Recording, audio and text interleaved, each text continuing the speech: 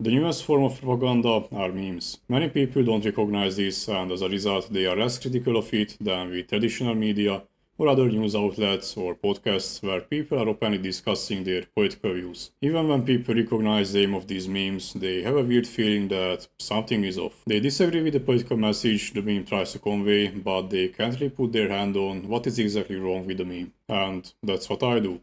I explain the fallacies and other propaganda techniques used in these memes so you can recognize and understand them in the future and avoid being influenced by bad arguments. Like this one that argues in favor of slavery, claiming that picking cotton isn't really that bad, so therefore slavery wasn't bad. And you can't really argue against it because working on a farm is not that bad.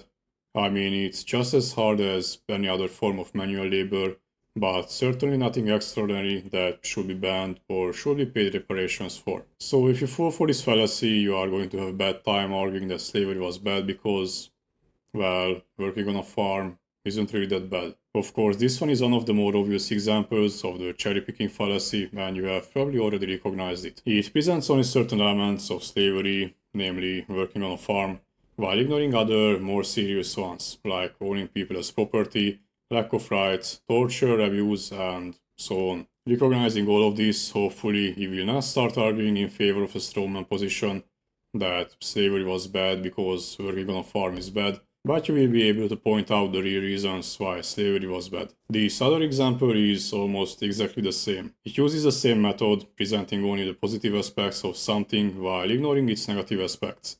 Only this time it's about gender roles and not about slavery. This one could be confusing because in Western societies you are free to have your own political opinions and beliefs. Until you realize that this dog whistle refers to opposing views such as let's kill X or Y group of people. These kinds of memes were prominent during the recent riots in the United Kingdom, where you can actually advocate for reduced immigration, like many political parties do, without being silenced or banned. But when people started posting on Twitter advocating for killing of immigrants, while people were rioting on the streets and trying to kill immigrants, well, they got arrested. And when they got arrested, their reaction, instead of being, maybe we shouldn't do crimes, they blamed the police for being racist. And I know it's an unpopular opinion in modern times, but I think crimes should be illegal, but maybe I'm just old fashioned.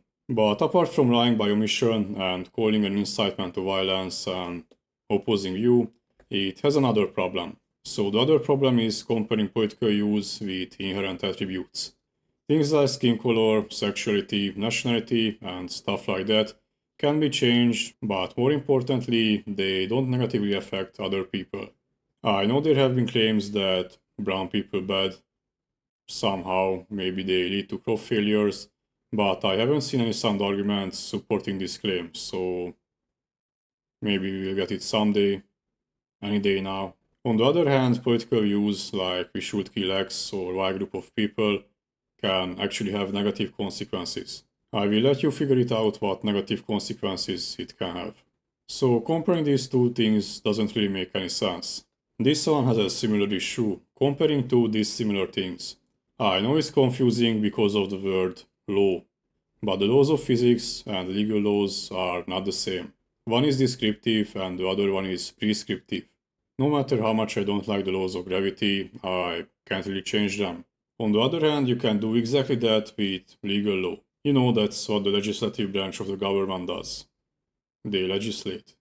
So the argument in the meme is that advocating for the killing of certain groups of people is a necessary part of free speech, just as much as expressing your policy preferences or dissatisfaction with the current government. Of course, it's harder to argue that advocating for crime and violence should be protected as free speech, so instead of giving a sound argument, they just pretend that it's an inherent part of free speech. And if you don't think that inciting crime and violence should be tolerated, well, then the argument usually goes that you also think that criticizing the government or its policies or having a different political opinion should also be illegal.